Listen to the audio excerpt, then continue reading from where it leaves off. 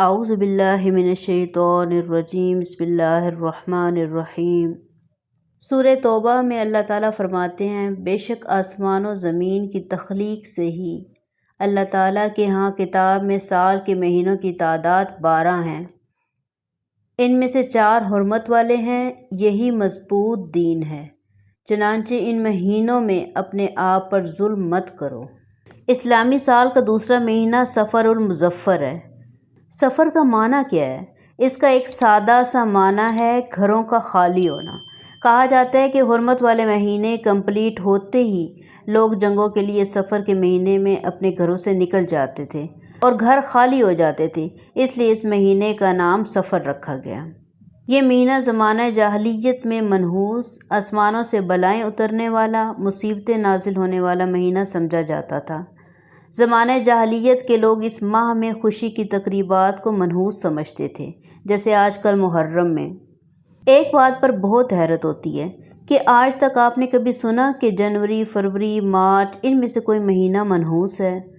یہ سب اغیار کی سازش کا نتیجہ ہے تاکہ مسلم کو اس کی تاریخ کے بارے میں بدگمان اور اسلام سے بیزار کیا جا سکے۔ ہر مہینے اور ہر تاریخ کے ساتھ کوئی نہ کوئی خوشی اور غمی جڑی ہے، لیکن اسلام اس بات کی اجازت نہیں دیتا کہ ہم مہینوں کو مخصوص کر کے اپنے اوپر اللہ کی حلال کردہ چیزوں کو حرام کر لیں۔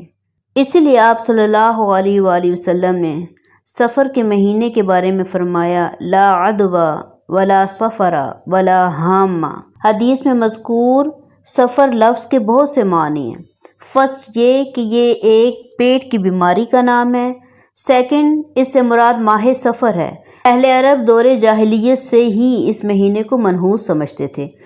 تھرڈ، اس سے مراد سفر کے مہینے کے ساتھ ہونے والی تقدیم و تاخیر ہے کہ اہل عرب ایک سال اس مہینے کو حرمت والا قرار دیتے اور اگلے سال حلال۔ لیکن اکثر کی رائے یہی ہے کہ سفر سے مراد دوسرا مہینہ ہے، کیونکہ دور جاہلیت میں لوگ سفر کے مہینے کو منحوس سمجھتے تھے، حالانکہ اسلام میں اس کا نام صفر المظفر ہے۔ اب آتے ہیں حدیث کے ترجمے کی طرف۔ آپ نے فرمایا، لا عدوى ولا سفر ولا حامہ۔ اللہ کے حکم کے بغیر ایک شخص کی بیماری دوسرے کو خود بخود لگ جانے کا عقیدہ، ولا سفر ماہ سفر میں نحوست ہونے کا عقیدہ، ولا حامہ اور ایک مخصوص پرندے کی بدشگونی کا عقیدہ، یہ سب بے حقیقت باتیں ہیں۔ حامہ کھوپڑی کو کہتے ہیں۔ محمد بن راشد نے حام کی وضاحت میں کہا، اہل جاہلیت سمجھتے تھے کہ مردہ جب دفن کیا جاتا ہے تو اس کی قبر سے ایک الو نکلتا ہے۔ سفر کے متعلق پوچھا تو انہوں نے کہا، اہل جاہلیت سفر کو منحوس سمجھتے تھے تو نبی کریم صلی اللہ علیہ وآلہ وسلم نے اس کی نفی فرما دی۔ اسی طرح انہوں نے کہا کہ ہم نے کئی لوگوں سے یہ بھی سنا ہے کہ اس سے مراد پیٹ کا درد ہے، لیکن قابل افسوس بات یہ ہے کہ آپ صلی اللہ علیہ وسلم کی واضح تردید کے بعد بھی یہ نظریہ نسل در نسل آج تک چلا آ رہا ہے۔ بس فرق یہ ہے کہ ان توہم پرستوں کے دلائل پہلے اور قسم کے تھے اور آپ صلی اللہ علیہ وآلہ وسلم کے بعد اور قسم کے۔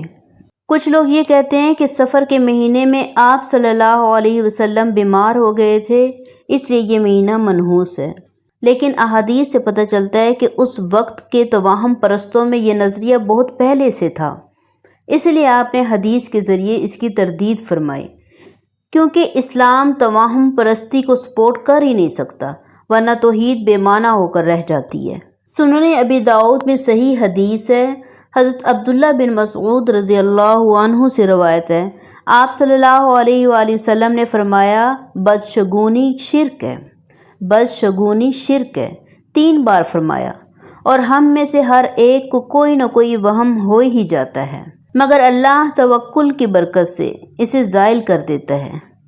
توکل اور توہمات کسی دل میں ایک ساتھ جگہ نہیں بنا سکتے، کیونکہ مومن اللہ پر بھروسہ رکھتا ہے اور وسوسوں کے شر سے پناہ مانگتا ہے۔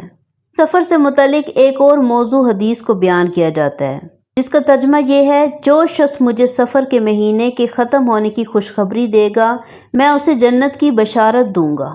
ملا علی قاری رحمہ اللہ فرماتے ہیں، من بشرنی بخروج سفر بشرتہ بالجنہ لا اصل لہ، یعنی اس حدیث کی کوئی حقیقت نہیں ہے۔ اسلام بیزار لوگوں کا سفر کی آخری بدھ نفلی روزہ رکھنا، شام کو حلوہ پکا کر کھانا، ماہ سفر کی آخری بدھ کو ایک مخصوص طریقے سے نماز ادا کرنا، خوشی و سرور وغیرہ میں کھانا کھلانا، ان سب کا قرآن و حدیث اور صحابہ کی تاریخ سے کہیں بھی کوئی بھی ثبوت نہیں ملتا۔ سچ تو یہ ہے کہ جب انسان قرآن و سنت کو چھوڑ دیتا ہے تو اس کی جگہ رسم و رواج اور بدعات لے لیتی ہے۔ اللہ تعالی ہم سب کو صحیح طریقے سے قرآن اور دین سمجھنے کی توفیق عطا فرمائے، آمین۔